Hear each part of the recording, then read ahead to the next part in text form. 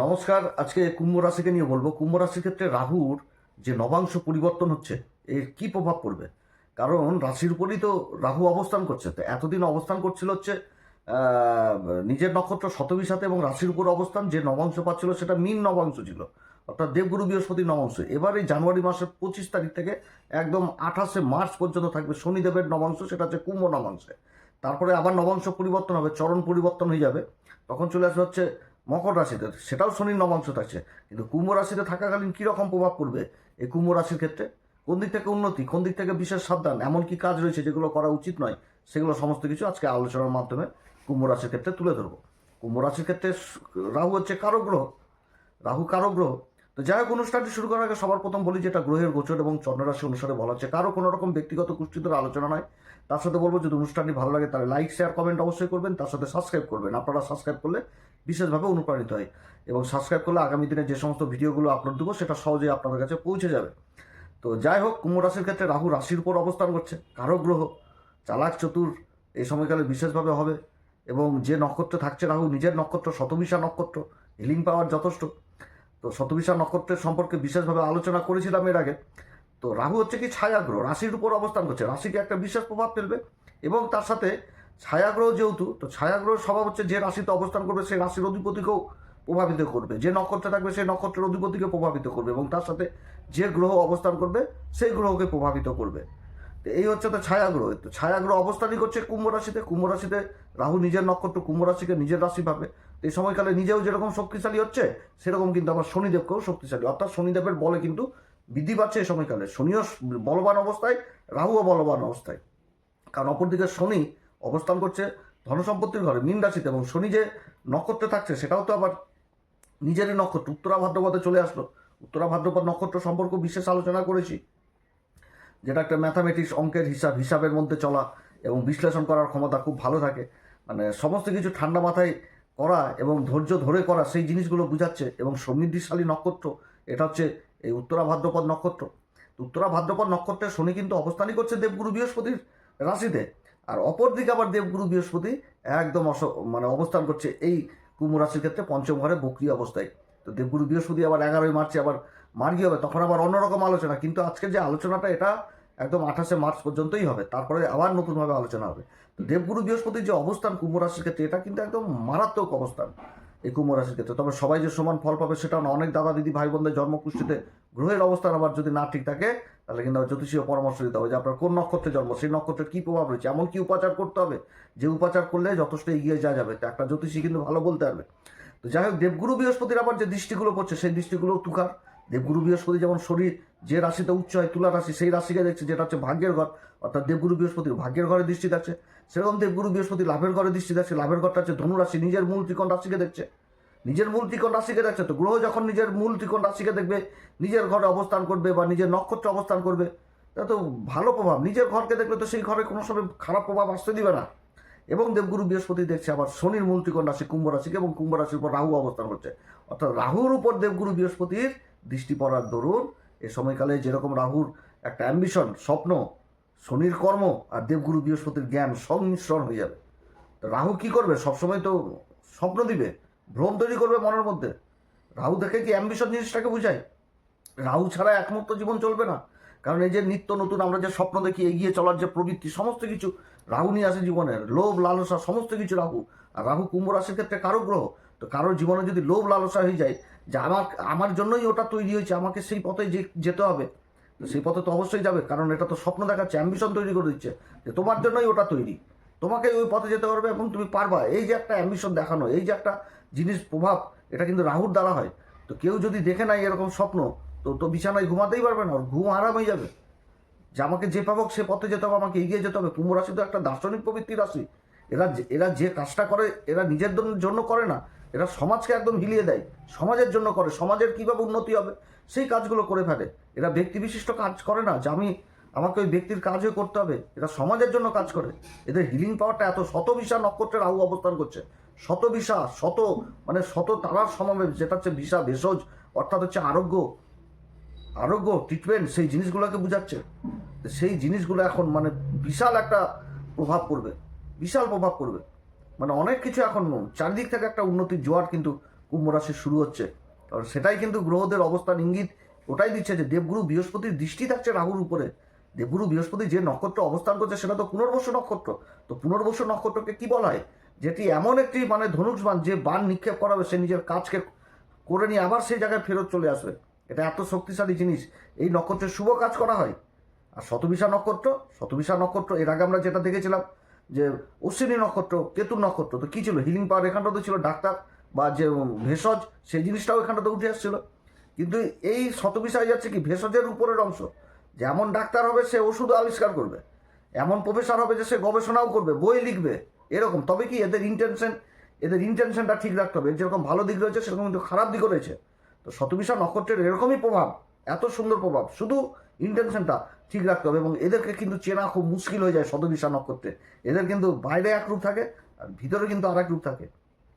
অতএব সেই দিক থেকে কিন্তু আমরা বিশেষভাবে সাবধান, যে কেউ কিছু বললো ধরে রেখে দিলাম মনের মধ্যে, সেগুলো কিন্তু করা চলবে না। এক কান দিয়ে শুনতে হবে, তার এক কান দিয়ে বের করে দিতে হবে, শুধু নিজের লক্ষ্যে পৌঁছাতে হবে। কীভাবে নিজের লক্ষ্যে পৌঁছাতে হবে, এখন কিন্তু গ্রহদের সেই রকমই পজিশন তৈরি হয়েছে, সেটা গ্রহের পজিশন এবং গ্রহের নক্ষত্রের পজিশন এত সুন্দর তৈরি হয়েছে এই কুম্ভ রাশির ক্ষেত্রে। চারিদিক থেকে একটা বল্লে বল্লে, আমি এর আগে শব্দটাও কিন্তু মকরের ক্ষেত্রে বলেছি, এখন এই শনি প্রধান রাশি কুম্ভর ক্ষেত্রে বললাম চারিদিক বল্লে বল্লে হবে, চুলের চারিদিকে উন্নতি হবে, চারিদিকে উন্নতি হবে।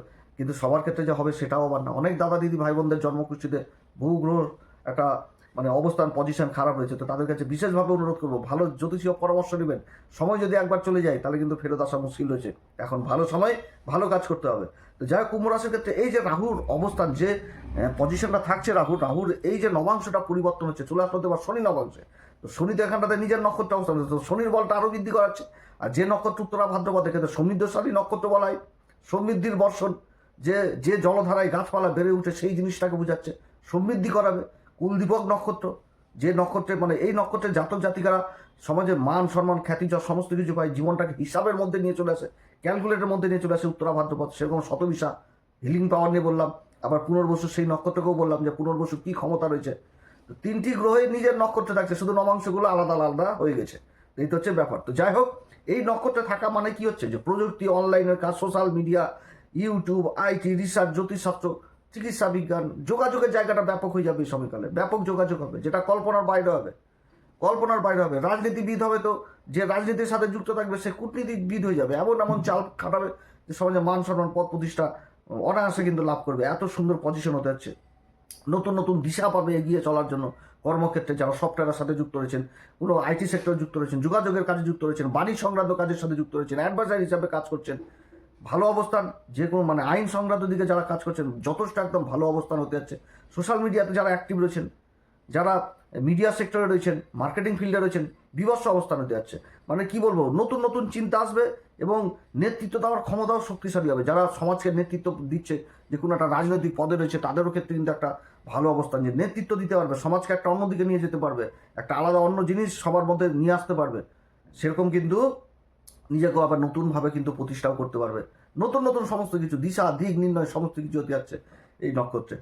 কারণ শনি ধনসম্পত্তির ঘরে অবস্থান হচ্ছে, এখানে তো সব রকম কাজ, দেবগুরু বৃহস্পতির ভূমিকা থাকছে, রাহুর ভূমিকা থাকছে, শনির ভূমিকা থাকছে।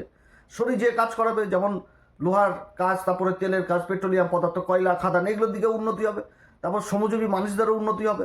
এমন কোনো কাজ, আবার দেবগুরু বৃহস্পতির সম্পর্ক সোনা, চাঁদি, কাঁসা, ব্রোঞ্জ, তামা, পিতল, এই সমস্ত কাজের দিকে বিশেষ উন্নতি হবে। রাহু কানেকশন, যোগাযোগ, প্রযুক্তিবিদ্যা, মহাকাশ গবেষণা, ডাক্তারি লাইন, এমন কোনো লাইন নাই যে যে কাজে থাকুক কুম্ভ রাশি উন্নতি করবে। মানে জুতা সেলাই থেকে একদম চণ্ডীপাঠ পর্যন্ত যে যেই কাজে থাকুক সেই কাজগুলো হবে। আবার এই মানে শতবিশা নক্ষত্র যেটা বললাম, আরোগ্য, ডাক্তারি ট্রিটমেন্ট, যারা দীর্ঘকালীন অসুখ বিসুখে ভুগছিলেন তাদের নিরাময়ের জায়গা বা ভালো ট্রিটমেন্ট পেয়ে যাওয়া, ভালো আরোগ্য, এই জিনিসটাও কিন্তু বুঝাচ্ছে এই নক্ষত্রে। সেরকম উঠে আসে কিন্তু আবার আধ্যাত্মিক জগৎ। কারণ শনিকে প্রভাবিত করে দেওয়া মানে সেই ইন্টেনশনটা চলে আসবে। এর আগে বলেছি যে উত্তরা ভাদ্রপদ নক্ষত্র, শেষ নাগ, যে নাগের উপর শয়ন করছে শিহরি বিষ্ণু, আহির্বুধন নাগ দেবতা।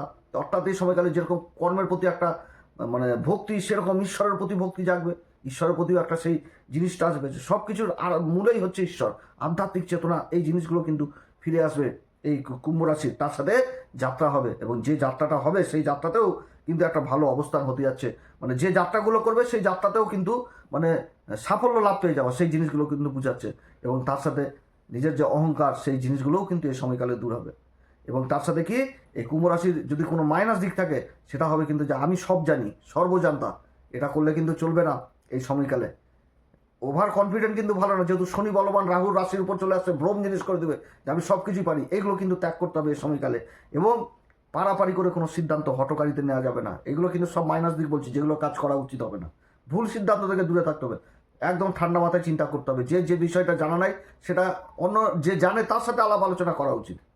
যে আমি জানি না, জানার তো শেষ নাই, আমি জানি না অতএব আমি জানতে চাই, তো এটা তো ভালো ব্যাপার, খারাপ ব্যাপার তো না। অতএব সেই জিনিসগুলো কিন্তু করতে হবে এই সময়কালে। খুব ভালো অবস্থান হতে যাচ্ছে, চারিদিক থেকে একটা উন্নতি। হ্যাঁ, তবে কি মাইনাস দিক আরও রয়েছে, যেরকম অত্যধিক চিন্তা সেই জিনিসগুলো করা যাবে না। নিজের ঘুমটাকে টাইম টু টাইম করতে হবে, না তো ঘুমের আবার ব্যাঘাত হয়ে যাবে এই সময়কালে। এই কুম্ভ রাশি যে অনিদ্রাতে ভুগবে, এগুলোও ভুগবে।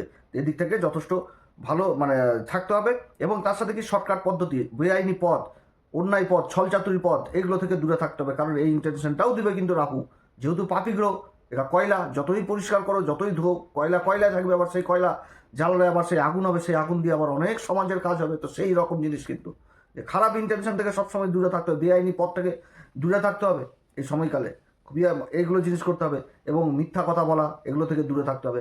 আর সর্বশেষ একটি কথা বলবো, সেটা হচ্ছে নেশা থেকে দূরে থাকতে হবে। শতবিশা নক্ষত্র নেশার আসক্ত এই সময়কালে হওয়ার প্রবল সম্ভাবনা থাকবে। শনি দ্বিতীয় ঘরে যে কেউ যে নেশাতে পড়েছে, কেউ হয়তো দেখালো যে কেউ সিগারেট বিড়ির প্রতি আসক্ত, তো এই জিনিসগুলো কিন্তু আবার বেড়ে যাওয়ার প্রবল সম্ভাবনা থাকবে। অতএব নেশা থেকে কিন্তু দূরে থাকতে হবে, নেশা এই জিনিস।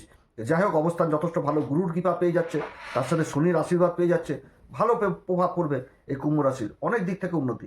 তো যাই হোক, অনুষ্ঠানটি যদি ভালো লাগে তাহলে অবশ্যই লাইক, শেয়ার, কমেন্ট এবং তার সাথে সাবস্ক্রাইব করবেন। এই সময়কালে অবশ্যই হনুমান চল্লিশা, বজ্রংবাণ, শ্রীরাম সীতার প্রণাম মন্ত্র সহকারে পাঠ করবেন, সূর্যদেবকে অর্ঘ্য দিবেন, পিতার আশীর্বাদ নেবেন, মাতার আশীর্বাদ নেবেন। যারা গুরু দীক্ষা নেননি অবশ্যই গুরু দীক্ষা নেবেন। এবং এই যে নক্ষত্র, শনির নক্ষত্র, প্রত্যেক দিন রাত্রিবেলায় রাস্তার কুকুরদের খাওয়া দাওয়া দিবেন এবং নিজের ছায়া দান করবেন। কুম্ভ রাশি 7.5 চলছে, পিপল গাছের নিচে মাটির প্রদীপ জ্বালাবেন, দেখবেন যথেষ্ট এই সময়কালে ভালো রেজাল্ট পাবেন। আপনারা সবাই ভালো থাকেন। এরপরে আবার আসবে একটি নতুন পর্ব নিয়ে। নমস্কার, ধন্যবাদ।